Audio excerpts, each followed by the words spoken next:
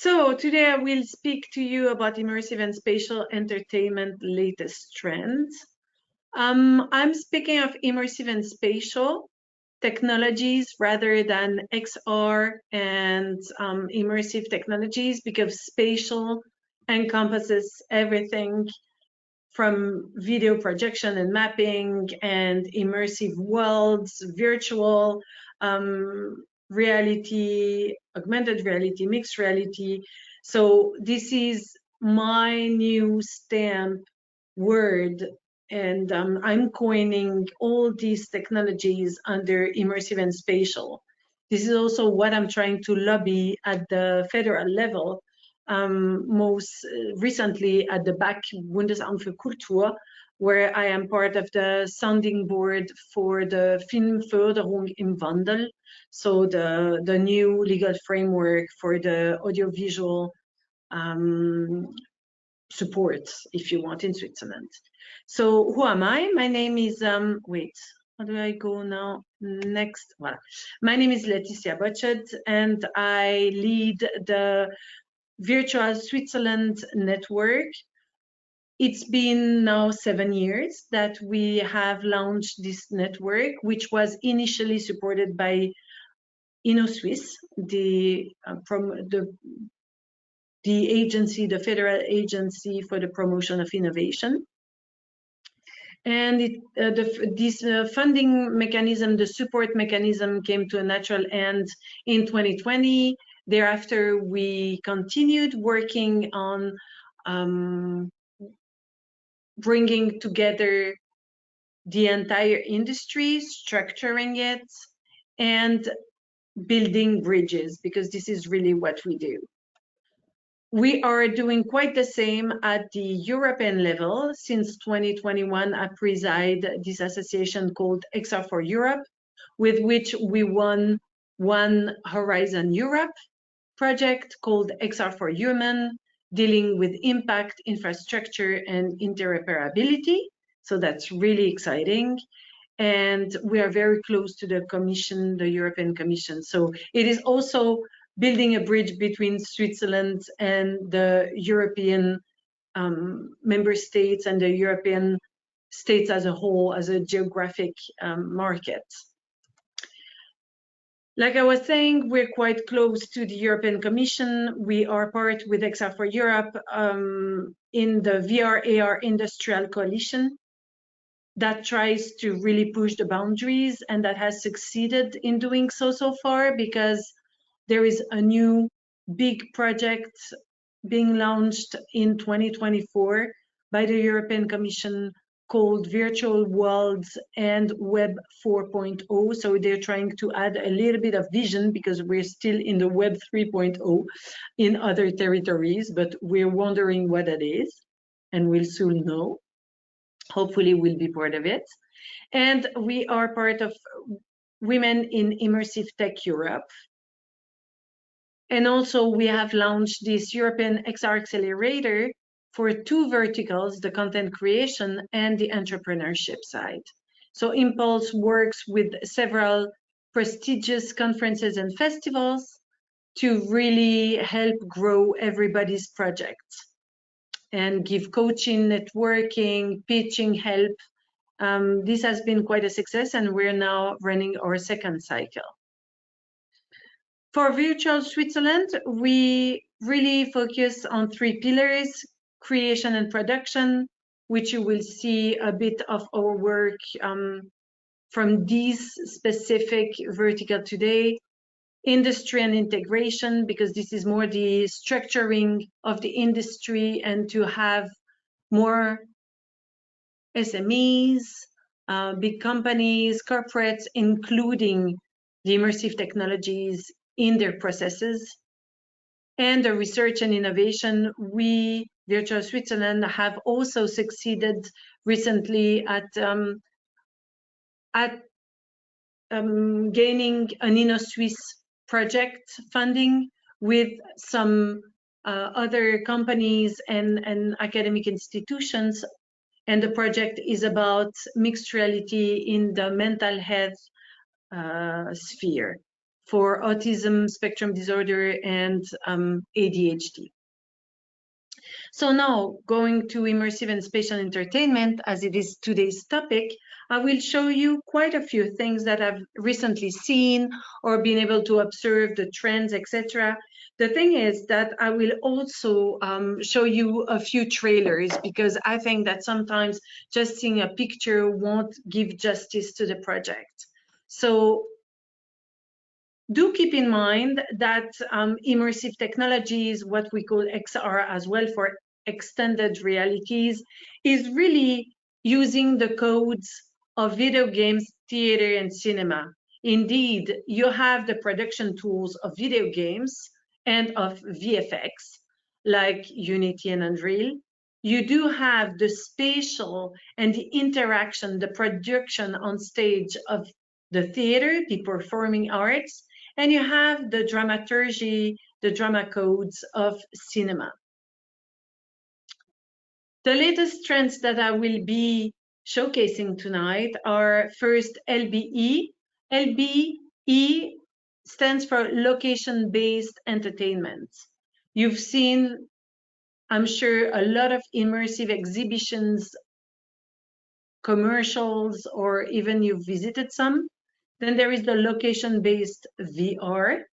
There are gamified experiences and formats, because the gamified format is the one currently encouraged by Meta. For instance, they tend to ask for more and more interactivity in their work, in the pieces that they are supporting, and they are also asking for longer pieces. But next to that, you still have the narrative VR experiences that do mostly run in cultural settings or are meant for impact and awareness raising. The new technology that is really being launched this year is the mixed reality, and it offers new opportunities, and we will see which gear are the ones coming along in 2024. You have a lot of motion capture and volumetric capture right now that is being developed.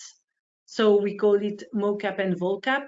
Mocap is more the skeleton, if you want, when you only take the skeleton to provide a rig for a 3D asset, and the volumetric capture is as if you had the entire body, so with the flesh, with the volumes, everything.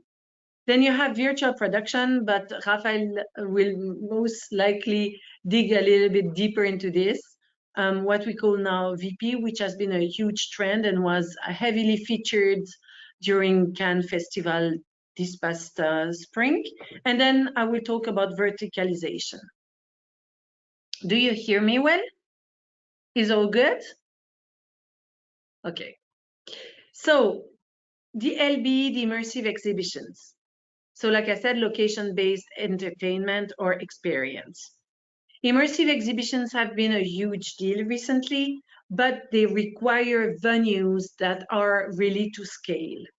Here is the Frida Kahlo immersive experience that Zurich-based Studio Projectile executed, and I saw it in Lausanne at Beaulieu, but there are not many venues in Switzerland. And plus, also, I must say, the business model for such big exhibition is quite strenuous, because you need a lot of visitors in order to make money on those installations, because they're so huge, and you need well, more or less 1,000 square meters and more. At Beaulieu, it was, I think, 1,200 square meters, but 25 square meters of projection, because they were projecting on the ceilings, as you're seeing, on all walls and on the floor as well. So here's the one I saw in Beaulieu. As you can tell, it's a lot of, it's projection mapping. It is really projectors narrating a story based on an artist, on a well-known character, on scenic, atmospheric ambiances, that type of things. Here is also another one, and it changes and it brings you into this very meditative mood almost. It can be really powerful, especially when there is a narrative behind it, which I thought was there with Frida Kahlo and wasn't there with other works.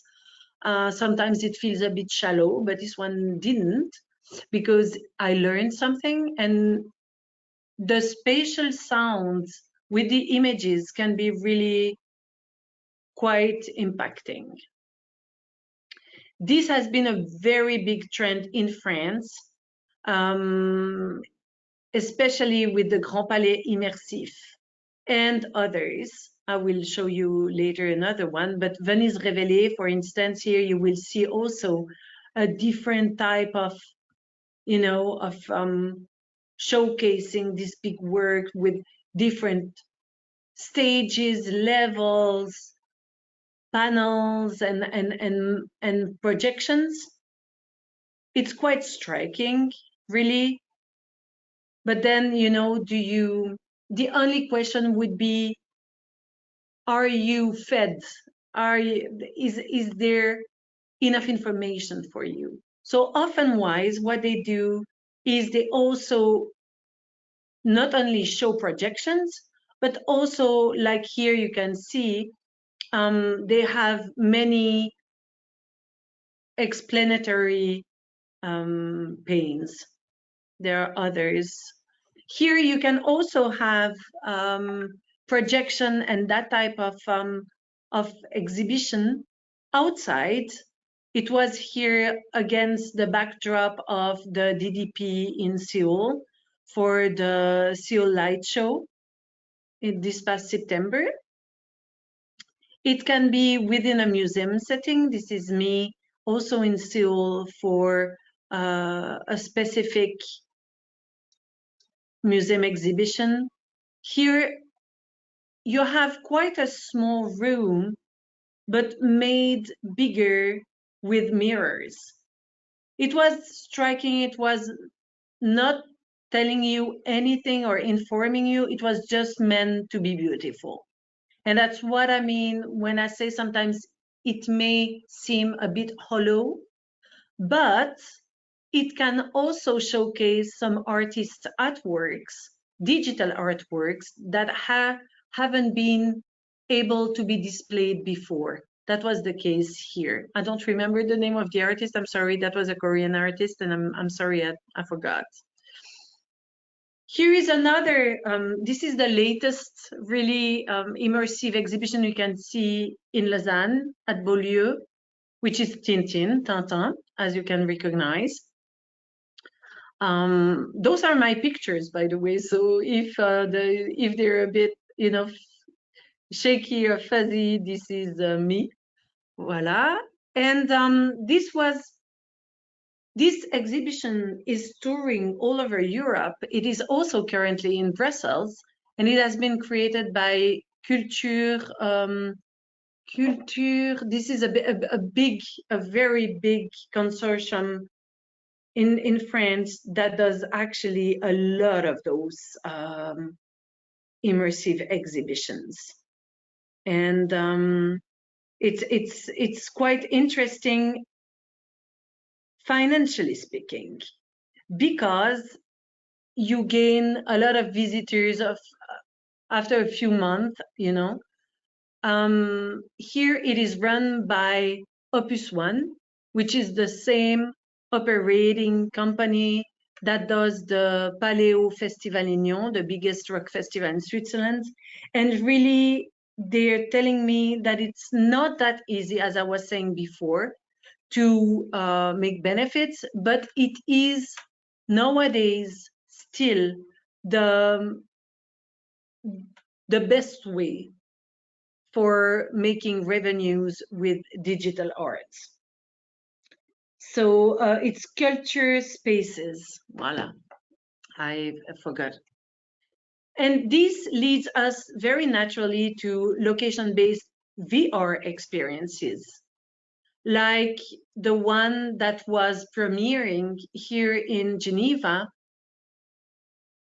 the 10 past days during the Geneva International Film Festival, which is called the INI, from very renowned virtual reality director Xin Truong, and from pioneering digital music creator Jean-Michel Jarre. This is me doing the experience with my little one, and I will escape the PowerPoint for a bit to show you the trailer to really understand the power of this medium.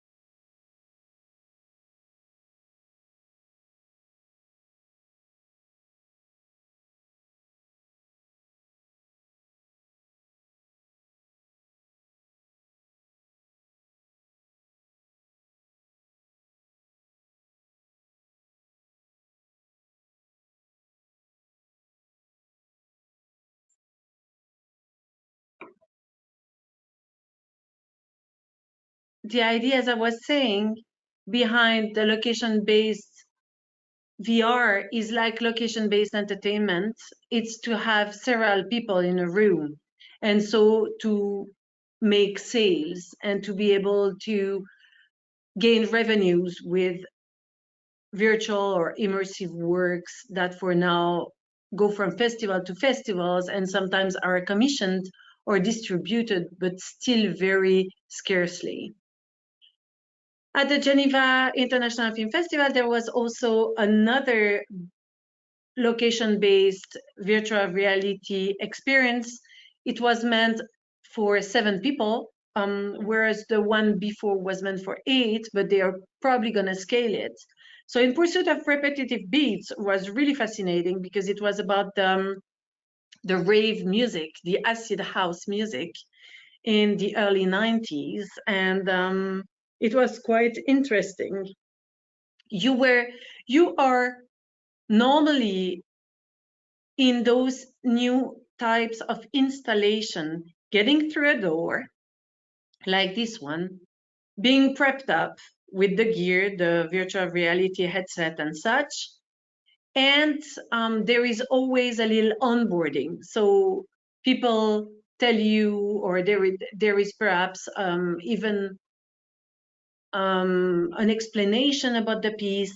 Then there is the piece, and then there is offboarding. And the offboarding in this particular case was a small museum about the 92, 93 for dance scene, rave scene in Switzerland with also television archives. So it's almost always a triptych when you have an LBVR. The onboarding, the experience, and the offboarding. For instance, one really big hit, and to this day I find the most spectacular one I've seen, is Eternal Notre Dame, which is a 50 people, you can be 50 at the same time within this experience. And it's quite really well done because you never bump into anybody and you are living this as a group. So it fosters some sense of presence because you see the others as avatars in this particular experience. In the 2 others that I've shown you, no. So it depends. Either it's a multi-participants, location-based entertainment or experience, or it is a single participant. Many people use the word single user and multiplayer. I tend to use participant because I think it's more fair for the entertainment industry.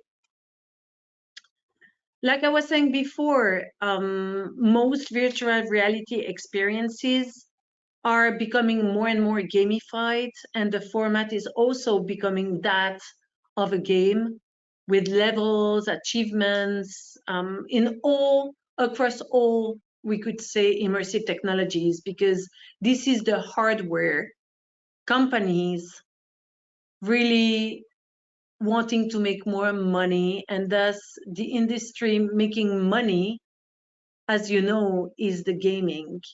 And so they're trying to bring the content creators to also adopt some of the game formats and gameplay language. And it's funny because I just said before that I try to steer away from the vocabulary coming from gaming, because I want to make sure we speak of experiences and creative experiences, and not of games. Because games have publishers, they have a different business model, and I find they're not at par for now with what immersive and spatial entertainment can really provide. I will show you some example. Here was he's a Swiss VR VR content creator, and I thought that was really cool because he's sitting under the tracker for a game made by the ECAL School of Art and Design, which was a nice little game. So I didn't get to finish it because I'm really bad at playing games, but it was funky and funny. And one of my favorite gameplay experience of the last years is Biolum. Biolum, I will show you because here it's a bit of a fuzzy poster, and I will show you why I find it so enticing as gameplay, really.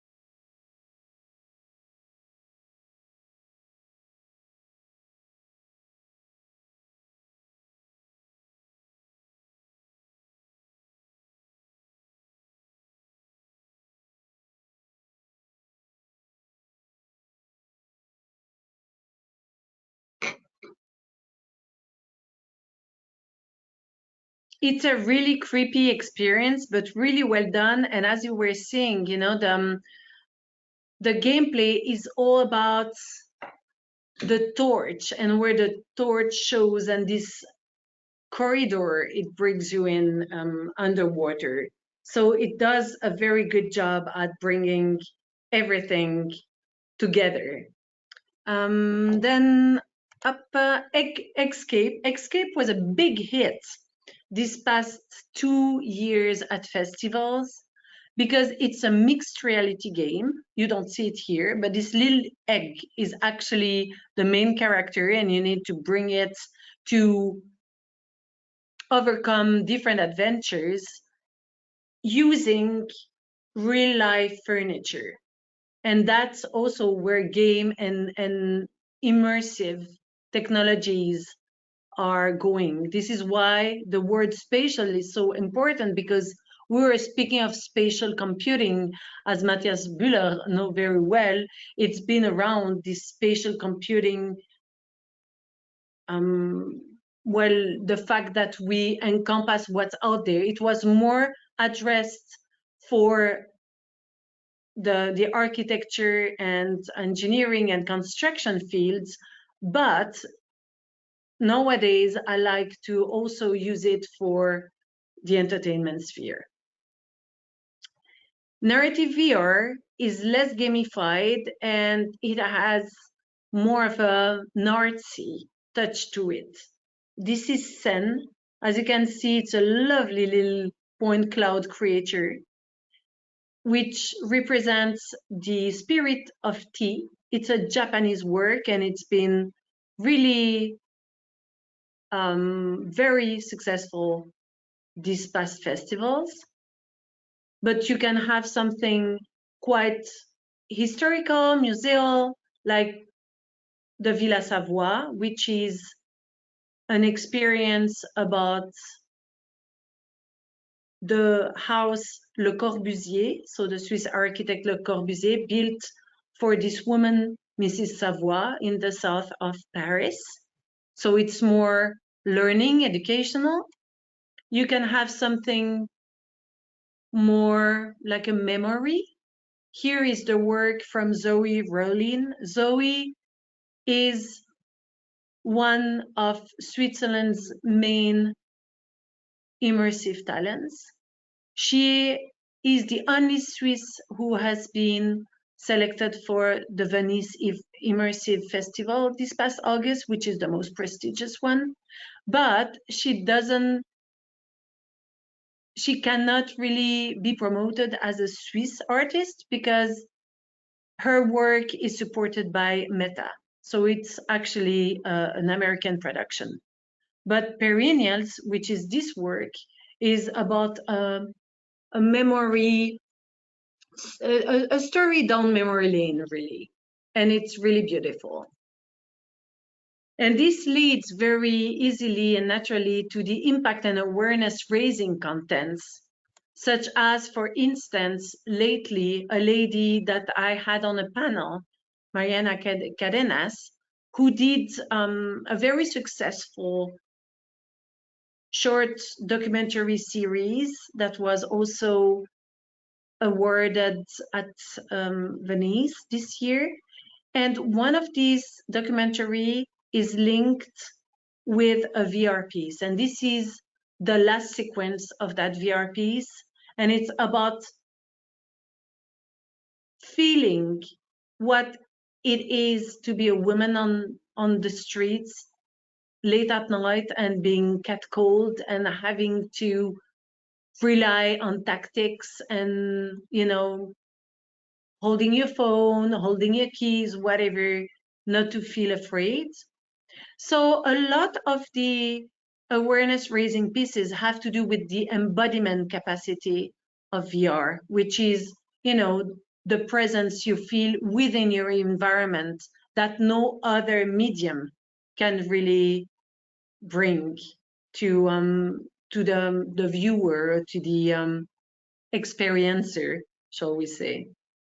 The same with Remember This Place, which is obviously a piece about a world that is not anymore.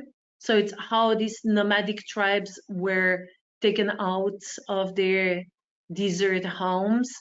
And there is one even more impactful because it is so current. It is the destruction of Ukrainian homes and lives. And this is,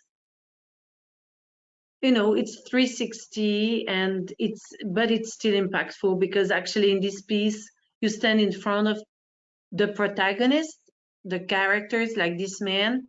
And for instance, in this bathroom, you would only hear the sounds that once were in this room. There are many, many more opportunities for all the gamified, location-based experience and also awareness raising or narrative experience with the upcoming mixed reality headsets. Vario XR1 has been around for a while, but now it's being, its competitors are coming along. notably the Quest 3, the Pico 4, and sorry for the quality of these images, and of course the Apple Vision Pro, but that is not the Apple Vision Pro. That's the only, there is the Vario that is European, but affordable and European is the Lynx, and that is the first headset from French-based company Lynx. And it's coming up. All those are coming and will be available in 2024. Some I have already tested, like the Quest 3 and the Pico 4, and the Lynx as well. As I have tested a lot of the prototypes, but not the final version, and I'm really eager to test that one as well. And of course, we're all very eager to know what the Apple Vision Pro will behold. A big other field that is currently thriving is that of motion capture and volumetric capture, because it enables the cross-fertilization and interdisciplinarity of immersive and spatial content creation and other artistic fields. Here you have a specific one of the many motion capture studios that you can find.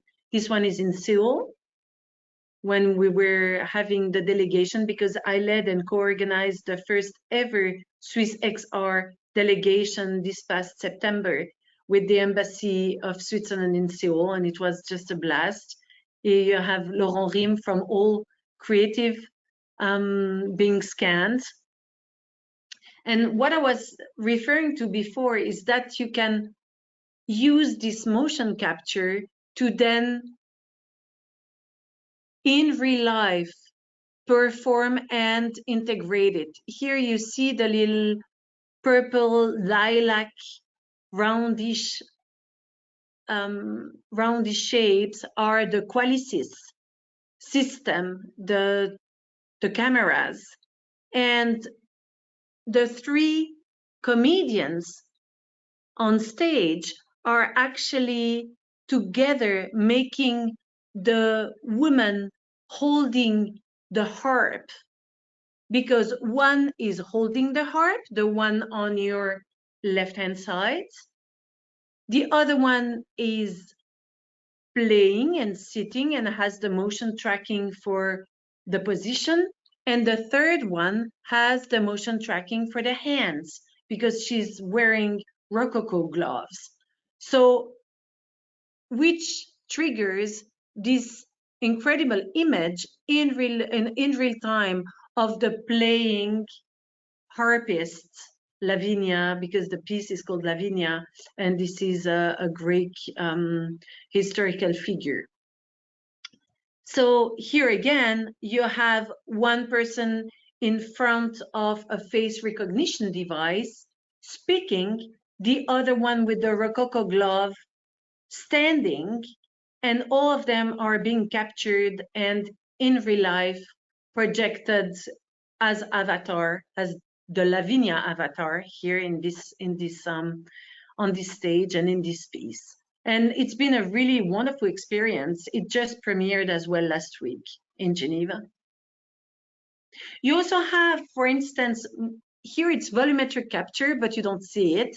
It's a wonderful piece that is called The Imaginary Friend. It's a little girl who is afraid, and she imagines having, well, a friend with her. So it's the imaginary friend. I will show you the trailer so that you understand the motion capture, the volumetric capture behind it.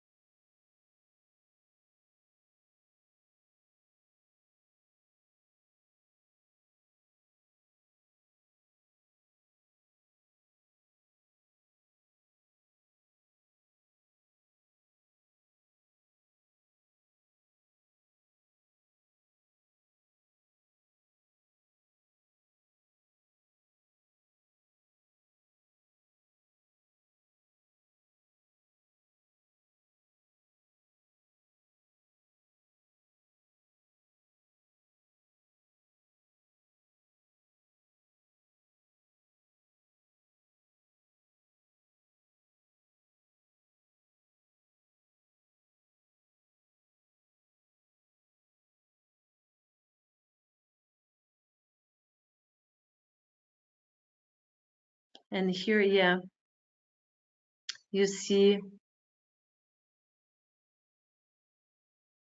voila. So I just wanted to show you this, as the volumetric capture has been made by 4DR Studios in Eindhoven, and we've spoken a lot with the lady running that studio. Virtual production is the next big thing for more where we come from, all of us, with the immersive technologies, meaning the post-production, the visual effects production. So virtual production enables you to actually put the post-production work ahead of production. For instance, instead of using green screens, you won't need this. You will perform against the backdrop of the real landscape of background that you should be using in that specific scene, which makes it more real. You can also use it for commercials because the light is also more real. Here you see the second biggest virtual production stage in the world. It is in Seoul, and we visited it during the delegation. Here you can see we're in the Himalayas. Suddenly we're in New York. And this enables you to perform for a series, for a K-pop or video, musical video, whatever, in front of the scene you want to be involved in here. And I would like to touch upon something that I've seen coming up recently. That is, I have a few examples of it, but I think that it makes sense because, for instance, when I was in watchmaking, a lot of the watch companies starting verticalizing their production scheme. And here I do have two examples that have a production, a distribution, and an operating scheme. This is Dreamscape, which is the one of the world's most well-known location-based VR company. It has 7 venues across 3 continents, I think. It started in Los Angeles because it is a company whose tech is being made here in Geneva by the Foundation Artanim, and that has a studio in Culver City, Los Angeles. It has also venues in New Jersey, in the Gulf, the Arabic Gulf area, and in Geneva. There is soon a new experience coming, L'Escalade it's called, because for the famous historical moment of L'Escalade here in Geneva. And it looks really like a specific venue where you have these curiosity cabinet style of environment that each dreamscape venue has the same type of, scenography.